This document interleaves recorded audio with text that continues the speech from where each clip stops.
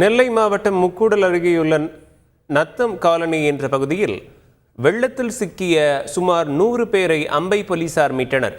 காவல் ஆய்வாளர் மகேஷ்குமார் தலைமையிலான சுமார் 15 போலீசார் இடுப்பளவு வெள்ளத்தில் கயிறு கட்டி கடும் சவால்களுக்கு இடையே பத்திரமாக மீட்டு வந்துள்ளனர்.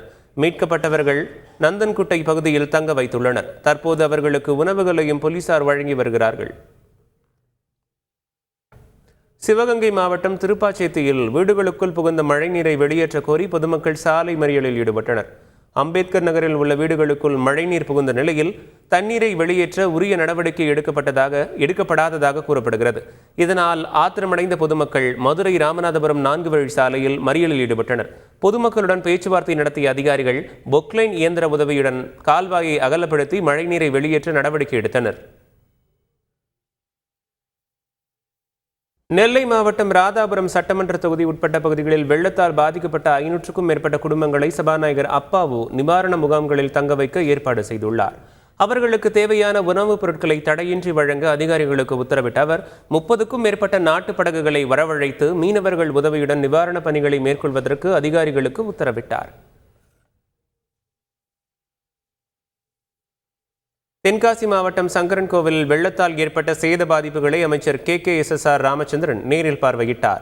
கனமழையால் சுமார் 20க்கும் மேற்பட்ட வீடுகள் இடிந்து விழுந்து சேதமடைந்த நிலையில் குடியிருப்புகளை வெள்ள நீர் சூழ்ந்தது.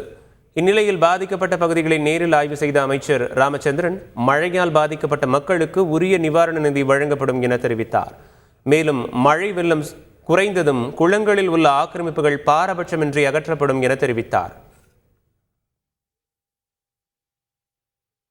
தென்காசி மாவட்டம் பாவூர் சத்திரம் அருகே கால்வாயில் உடைப்பு ஏற்பட்டதால் 100 ஏக்கர் நெற்பயிர்கள் தண்ணீரில் மூழ்கியுள்ளன.